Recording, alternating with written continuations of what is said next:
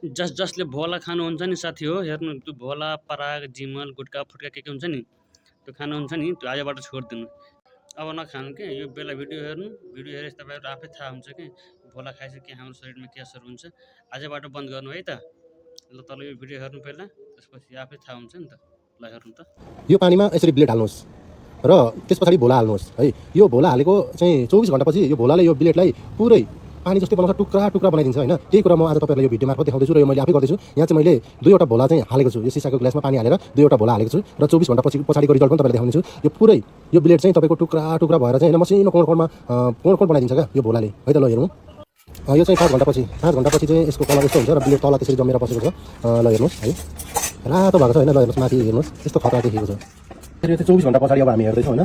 त्यसलाई चाहिँ यो तल गएर लेयर भएर जमेर बसेको रहेछ। त्यो ब्लेड छ कि छैन है एकचोटि हेरौँ है। पानी यसरी यस्तो गरेर बसेको छ, यो चाहिँ के गर्छ यहाँ, यसको पात लसुनको पत्ता लागेछ के हो यो।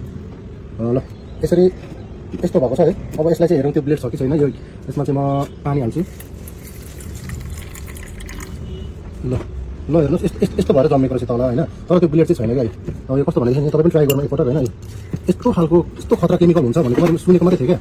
तर मैले आफै ट्राई गर्न मन लागेर ट्राई गरेँ अनि भिडियो बनाएर तपाईँहरूलाई सेयर गरेको मात्रै हो यो होइन। सेतो टुक्राहरू मात्रै भएको छ क्या त्यो ब्लेडको टुक्राहरू, टुक्रा टुक्रा भएको छैन यहाँ। यस्तो हुँदो रहेछ क्या यो भोला भन्ने चिज। कति खतरा रहेछ त क्या। ब्लेडलाई 24 घण्टामा यस्तो धुजा बनाइदिन्छ भनेपछि हामीले डेली युज गर्छौँ होइन। दिनमा 8-10 वटासम्म खान्छौँ भने त्यसले कति असर गर्छ होला हामीलाई।